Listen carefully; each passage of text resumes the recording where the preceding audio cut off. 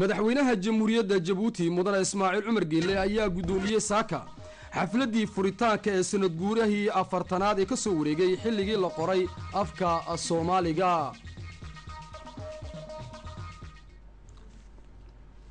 السلام عليكم ورحمة الله وبركاته داود يلنتاسي waxay hayeen qodobada warkayga ugu door corona hadda waxaad ku soo dhawaataan isagii oo dhan madaxweynaha jamhuuriyadda Jabuuti mudane Ismaaciil Cumar Geelle ayaa gudoomiyay saaka xaflad ballaaran oo lagu xuseeyay sanad guuraha afartanaad ee ka soo wareegay xilligii la qoray afka Soomaaliga.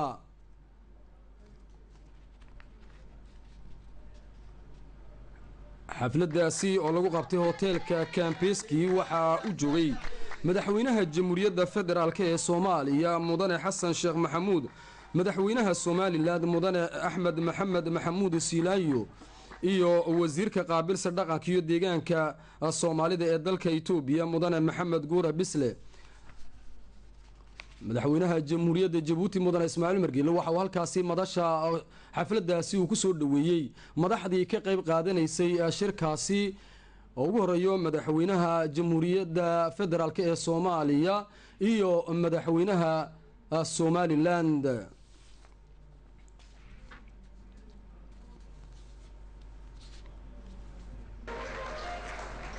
sidoo kale waxa uu joogay munaasabadaasi marwooyinka koobaad ee Jabuuti Soomaaliya iyo Somaliland.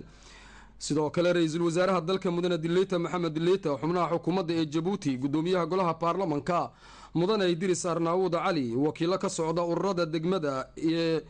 aqoon-yahanada Soomaaliyeed. waxaa halkaasi heeso qiimo leh ka soo jeediyay kooxda afarta Mars kadibna waxaa halkaasi ka hadlay oo khudbado kala duwan ka soo jeediyay mas'uuliyiintii halkaasi ku sugnayd. hortaba waxaa halkaasi ka hadlay mudane Xaashi Cabdillaahi Orax.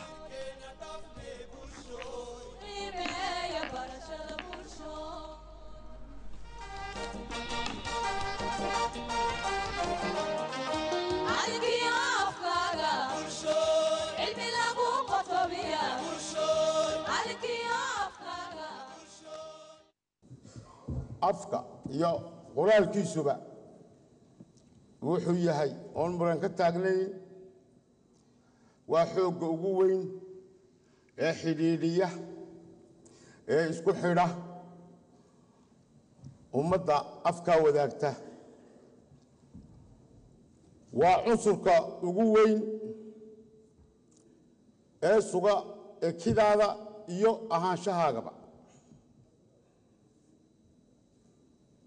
ma jiro afka qof u sheegta ma jiro qabiil gaar u leh iyo qolo gooni uu yahay toona ma jirto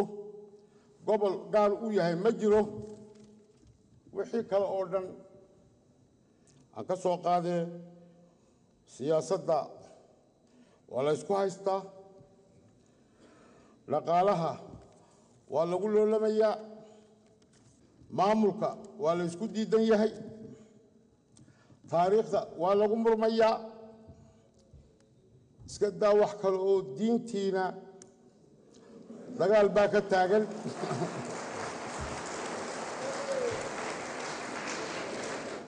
gudoomiyaha ururka qaniileyda Soomaaliyeed ee Somali Speaking Pen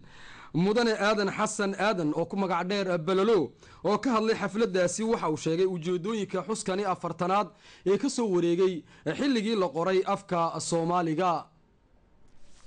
kan waxa loo sameeyay ujeedooyin aad iyo aad u himilo dheer.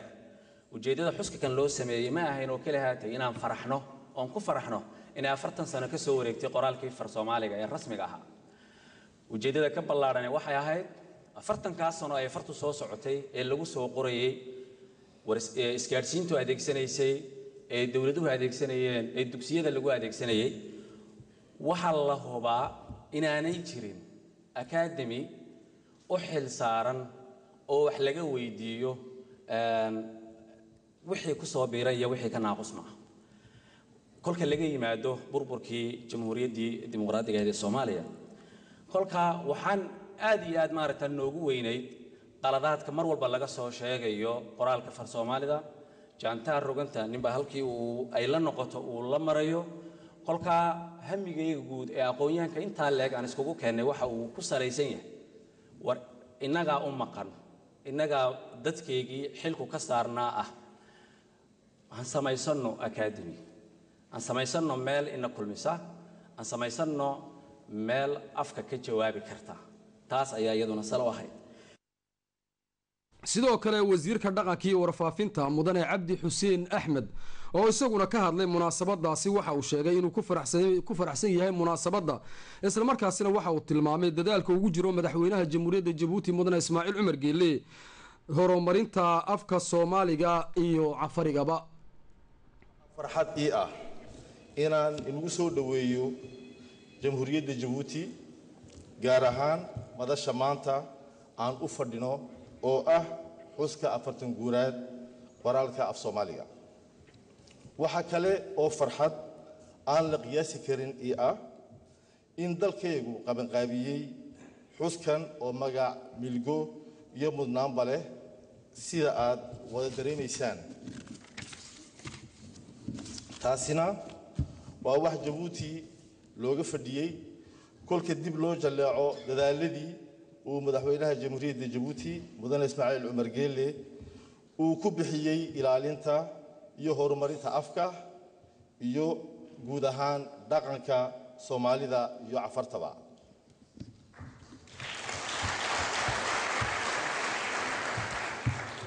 waxa kale oo farxad aan la koobi karin ii ah inaan tilmaamo in jamhuuriyaddii Soomaaliya oo ahayd halkii uu ku dhashay qoraalka af Soomaaliga ee lagu hirgeliyay oo 20 sano qalalaase iyo deganaansho la'aani ka jirtay ay maanta cagaheyga isku taagtay oo uu nala joogo madaxweyne Xasan Sheekh Maxamuud kadib waxa halkaasi ka hadlay wasiirka qaabilsan dhaqanka ee deegaanka Soomaalida ee dalka Itoobiya mudane Maxamed Guure Bisle oo sheegay sida uga taabagalay qoraalka Soomaaligu deegaankaasi Soomaalida Itoobiya waxay leedahay hadaf iyo ujeedooyin guud oo dhab ah sidii kor loogu qaadi lahaa loona taabagelin lahaa dhaqanka noocyadiisa kala duwan iyo af Soomaaliga wixii ka lumay xilli dhow iyo xilli dheerba haddaba maadaama uu deegaanka Soomaalida Itoobiya uu ka mid yahay deegaanada sida dhabta ah ee ugu nasab sheegtaan dad caan ahaa oo ahaa abwaana halgamaa in badan u soo halgamay luqadda af Soomaaliga isla markaana ku leh samcad iyo magac dheer ummadda Soomaaliyeed meel kasta ay joogto ayaa waxay dowladda deegaanka Soomaalida Itoobiya uu yahay afkeeda rasmiga ah oo ay maarta ku shaqeyso oo dastuuriga ah oo isku maamusho waxna lagu barto jaamacadaha lagu dhigto kulliyadaha lagu dhigto dugsiyada dhexe lagu dhigto isla markaana imtixaanka heer qaran ee qoomiyadaha weyn ee Itoobiya ay kamid tahay luqadda af Soomaaliga imtixaanaadka lagu soo gala jaamacadaha madaxweynaha Soomaaliland mudane Axmed Maxamed Maxamuud Siilaanyo oo ka hadlay xafladaasi ballaaran ee lagu xusayo sanad guurihii 40aad ee ka soo wareegay xilligii la qoray afka Soomaaliga ayaa sheegay inuu ka mid ahaa dawladdii ku dhawaaqday xilligaasi qoridda Soomaalida waxa aan ka mid ahaa maalintii af Soomaaliga qoristiisa lagu dhawaaqay 1972 dawladdii waqtigaa joogtay ee ku dhawaaqday af Soomaaliga qoristiisa ayaa ka mid ahaa waxaan ahaa wasiirka qorsheynta qaranka ayaan ahaa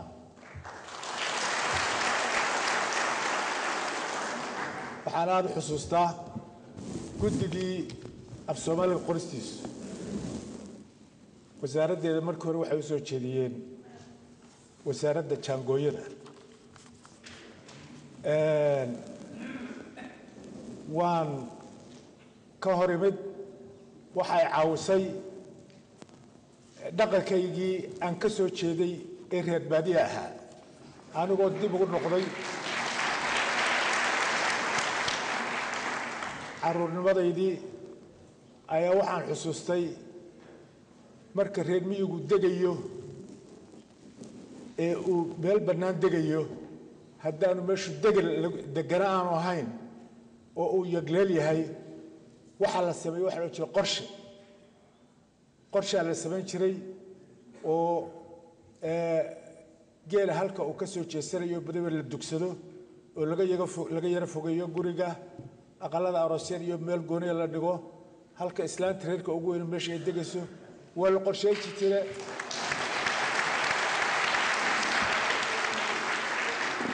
si buturuqa la isagama degi jirin marka hal la qorsheeyaa la odhan jiray marka sidaa daraaddeed waxaan anigu wasaaradda jaangooda ninaan saaxiib ahayn allah u naxariisto imika aan nooleyn ibraahim meegaag la odhan jiray ayaa maaliyadda hayay marka waxaa idhi jaangooyadu waa guddidii af soomaaliga loo saaray jaangooyadu waxaa lagu sargooyaa cagtaa la saari jiray saanta la goynayo kabta laga samaynayo marka waxay taasi wasiirka maaliyadda ku wanaagsan tahayoo dakhliga kharashkaa la isla kaysiinaya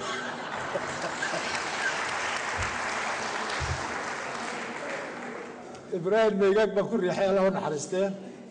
marka qorshaynta horta siday ku baxday sidaas ahayd oo qorshayntii sidaasaa lagaga aqbalo wasaarkii qorshaynta la baxday aad baan ugu faraxsan inuu magaciisi buuxa u hirgalay oo aynu maanta waxaynu ka hadlaynaa bay qorshayn tahay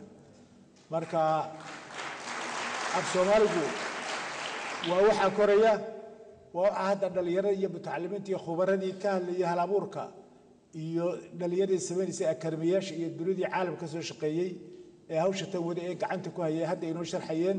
waa waxaa maalin walba koraya maalin walba wax lagu biirinaya maalin walba wax ku soo kordhayaan insha allahu tacaala waxay noqon doontaa luqadaha ugu rijisan ama ugu waaweyn ayay noqon doontaa dadka soomaaliyeedna waxa isku xidhaya dhaqankiisa noloshiisa iyo mustaqbalkiisa iyo ammaankiisaba inay noqoto insha allahu tacaala marka waxaan rajaynayaa in ilaahay inagu guuleeyo meeluu joognaba oo ay noqoto luqad ummadeen iyo dalkeen iyo diinteennaba anfacda inay noqoto waxaan mar kale ku celinayaa waxaan aad iyo aad ugu mahad celinayaa madaxweynaha ismaaciil cumar geelle madaxweynaha jabuuti iyo shacbigeeda iyo dadkeeda doorka hormuudnimada ay ka qaataan iyo dhiirigelinta ay hawshaa ka qaataan annaguna waxaanu ballan qaadaynaa wixii hawsha naga soo hagaaga inaanu dhinacaya ka qabanno insha allahu tacaala wassalaamu calaykum waraxmatullaahi wabarakaatu ummad afkeegu qornayn ma aha ummad gob ah sidaasi waxaa ku dhawaaqay madaxweynaha jamhuuriyadda federaalk ee soomaaliya mudane xasan sheekh maxamuud hadal uu ka soo jeediyey munaasabadaasi waxaan madashaan u fadhinaa xuska sanad guuradii afartanaad ee ka soo wareegtay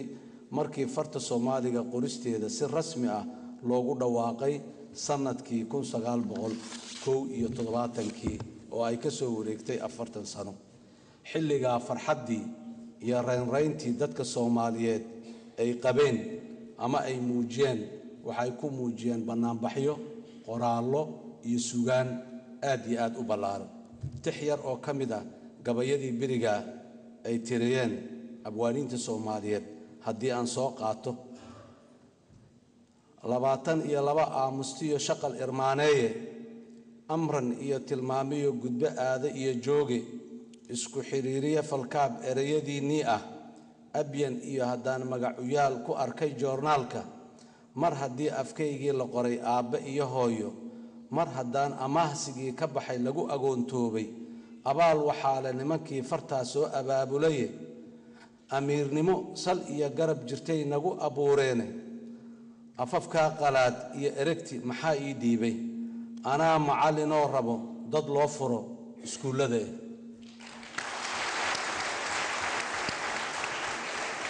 erayada waxay ka mid ahaayeen tixdaa waxay ka mid ahayd gabay uu tiriyey allah u naxariistay cabdulla raaga taraawiil sanadkii 1972 markii lagu dhawaaqay ama la nashriyey far Soomaaligii 40 jir waa qaangaarka koobaad ee 15 jirka ka dambeeya ummad uu afkeedu qornayn gob ma aha aqoon-yahanada Soomaaliyeed goor hore ayay dareemeen baahida yeelashada af qoran sida aad wada ogtihiin markii si rasmi ah loo sameeyay guddiga qorista far Soomaaliga waxaa la soo bandhigay in ka badan 20 farood oo waaga dad Soomaaliyeed oo kala duwani ay dadaal u galeen aqoon-yahano isxilqaamay ayaa ku qoray fartaas qaabaal ama qoraallo kala duwan farahaas waxay isugu jireen Laatiin Carabi iyo kuwa kale badan oo magacyo kala duwan leh oo kulligood ahaa kuwa madax bannaan ugu dambeyntii waxaa la qaatay farta Laatiinka oo uu maanta af Soomaaligu ku qoran yahay kuna hirgalay si fartaas u dhaqan gasho waxaa dawladda Soomaaliya ku dhaqaaqday ololihii wax qoris iyo wax akhriska oo muddo yar ku gaaray miyi iyo magaalaba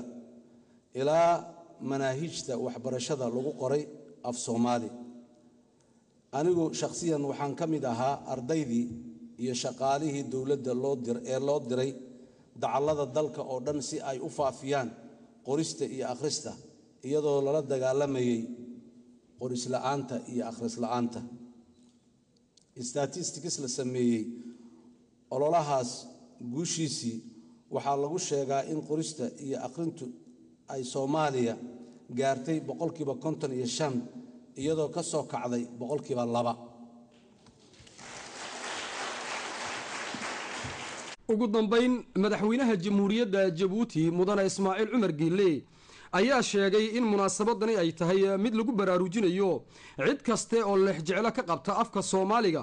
isla markaasi madaxweynaha jamhuuriyaddu waxa uu tilmaamay jaranjarada uu soo maray afka Soomaaligu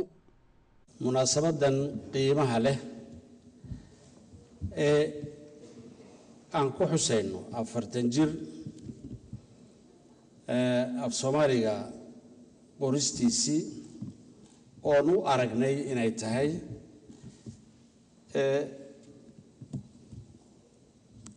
munaasabad ama fursad aan ku baraarujino waxa la wixii xil ka saaran yahay ama lexjeclo ka qaba kaanshaha iyo ahaanta Soomaaliga afka Soomaaligu waxa uu sheegayaa ummadda identity-geeda sidaa daraaddeed af ilaa maanta ku soo gaadhay orality ama aan qornayn ku soo jeeday qarniyaal fara badan ay ku soo biireen waxyaalo badan oonan isagii ahayn lahjada yeeshay oo dadkii markuu kala go'o intii hadhay iyadoo ay lahjad noqoto kolka waa ka la yidhaahdo Soomaaligu waa maxaad tidhi iyo maay waxaa lagu darayaa ashraaf haddana waxa aad arkaysaa afkii oo yani si hodonoobaya wuxuu u soo hodonoobayana waxa weeyaan inuu kasbo luqooyin kale civilisationna kale dhaqanno kale khaasatan intii xeebaha deganayd af Soomaaligii wuxuu ka dhigeen af ballaadhan cilmigan technology-guna uu ku sii biiriyey oo uu sii biiriyey dadkiina wuxuu ku ajburay in ay fikiraan ay dadkoogisa wax uga dhaadhiciyaan xuruufo soo saaraan ama ay tarjumaan ama ay ka ammaanaystaan waddanno kale waxay adeegsanayaanina waa afkii weeye afkiina weli ma saldhigin waxaan dee isnidhi sidee buu u saldhigaa dadkii ku soo daalay 20 sano 30 sano 40 sano ka shaqeeyey sidii ay nin waliba dhankii uu ka gelayay hadduu anthropologist yahay haddii uu linguist yahay haddii uu abwaan yahay hadduu maxay magacii kale qaliyaan yahay in hal abuur oo dhan dee dhan waxaan ka leenahay dhaqan carbeed oo gabayga ayaa soomaalidu siisaa qiimo weyn waxay u siinayso ay waxa weeyaan afku kordhiya ama kobciya ama weyneeya ama ballaariya kolkay maskaxdaada lagu ajburo inaad ya markaad hadalka ka qaadayso aad ya'dii uun aad doondoonato dee ereyadii loo baahnaa ee ya'da ka kacayay inaad hesho wey saa doonka u helo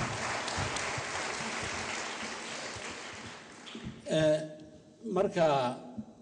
waxaan isnidhi 40 sano ayuu joogaa 20na uu yaro noolaaday oo 20na uu inuu baktiyey baa la mooday laakiin 20kaa dambe ayuuba xoogaystay baan isleeyahay kadib markay madaxdu khudbado ka soo jeediyeen munaasabadaasi waxaa halkaasi lagu soo bandhigay qaamuus cusub oo ku qoran afka Soomaaliga qaamuuskaasi oo ka kooban 7,000 oo erey waxaa maalgeliyey madaxweynaha jamhuuriyadda Jabuuti mudane Ismaaciil Cumar Geelle waxaana mid ka qayb qaadanaya qaninimada afka hooyo kadib madaxweynaha jamhuuriyaddu waxa uu nuqulo ka mid ah qaamuuskaasi uu u gudbiyey oo guddoonsiiyey madaxweynaha jamhuuriyadda federaalk ee Soomaaliya iyo madaxweynaha Somaliland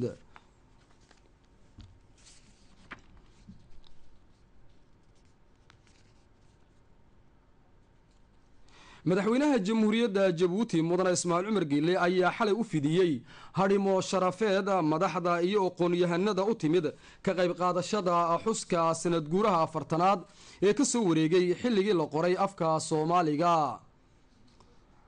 xafladani oo ka dhacday hoteelka Campeski waxaa ka qayb qaatay dhammaan shakhsiyaadkii lagu martigeliyey munaasabadaasi oo ay ugu horeeyaan madaxweynaha jamhuuriyadda federaalk ee Soomaaliya mudane Xasan Sheekh Maxamuud iyo madaxweynaha Somaliland mudane Axmed Maxamed Maxamuud Siilaanyo hal abuur iyo aqoon-yahanka Soomaaliyeed ee ku sugan Soomaaliya iyo dibadda ayaa sidoo kale u joogay dhinaca Jabuutina waxaa u joogay harimo sharafeedkaasi xubnaha xukuumadda iyo mas'uuliin kale kadib kooxo kala duwan oo xagga fanka ah ayaa halkaasi ku soo bandhigay heeso ka turjumaya munaasabadaasi iyo soo dhoweynta marti sharafeedka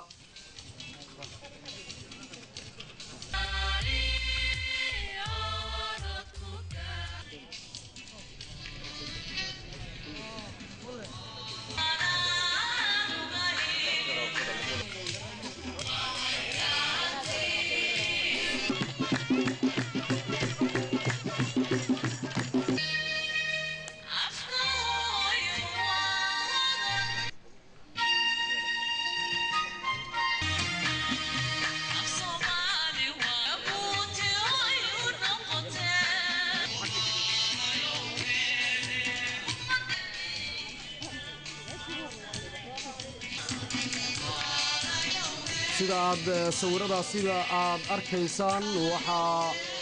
xafladaasi harimo sharafeedkaasi u jooga ra'iisul wasaaraha dalka mudane Dileyta Maxamed Dileyta xubnaha xukuumadda iyo gudoomiyaha golaha baarlamaanka mudane Idris Arnaawud Cali iyo marti sharafeed tiro badan madaxweynaha jamhuuriyadda Jabuuti mudane Ismaaciil Cumar Geelle ayaa u diray maanta dhambaal tahaniyada أميركا دالك قدر الشيخ حمد بن خليفة الثاني والله حسين دلكيسا عيدا قرنمو مدحوينها الجمهورية وحا وقرجي دنبالكيسا أميركا دالك قدر عمل الدرر إيا عافمات غاب الشعب كدالك سينا برواقو إيا هرومر مدحوينها الجمهورية وحا وحسين دنبالكيسا حريركا وناكسن إيا كردحيا اللابد الدل يسيدا وقو أنتاي حكومة جيبوتي حوجينتا حريركا سي madaxweynaha jamhuuriyadda federaalk ee Soomaaliya mudane Xasan Sheekh Maxamuud ayaa maanta gelinkii dambe ka anbabaxay dalka kadib markuu ka qayb qaatay saaka afuritaankii xuska sanad guuraha 40aad ka soo wareegay xilligii la qoray afka Soomaaliga waxaa kusii sabootiyey garoonka caalamiga ee diyaaradaha ee dalkan jabuuti wasiirka dhaqanka iyo warfaafinta mudane cabdi xuseen axmed waxaana u joogay danjiraha u fadhiya jabuuti soomaaliya mudane dayib dibbad roble iyo danjiraha u fadhiya soomaaliya jabuuti mudane cabdiraxmaan cabdi xuseen iyo mas-uuliin kale.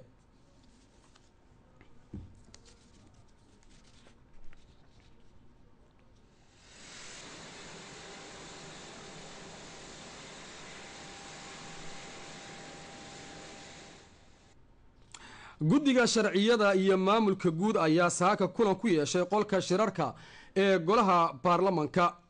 kulankani oo uu guddoomiyey xildhibaan moxamed cabdilqaadir moxamed waxaa lagu soo qaaday mashruuc xeer oo lagu asaasayo oo shirkadda marsada jabuuti ee societe port de jabuuti. xukuumadda waxaa ku matelayay kulankani oo uga qayb qaatay wasiirka gaadiidka iyo qalabaynta mudane maxamed muuse ibraahim balala. ugu dambeyn xubnaha guddigu waxa ay isku raaceen in loo gudbiyo ansixinta mashruucani xeer fadhiga loo dhan yahay ee golaha baarlamanka ee soo socda.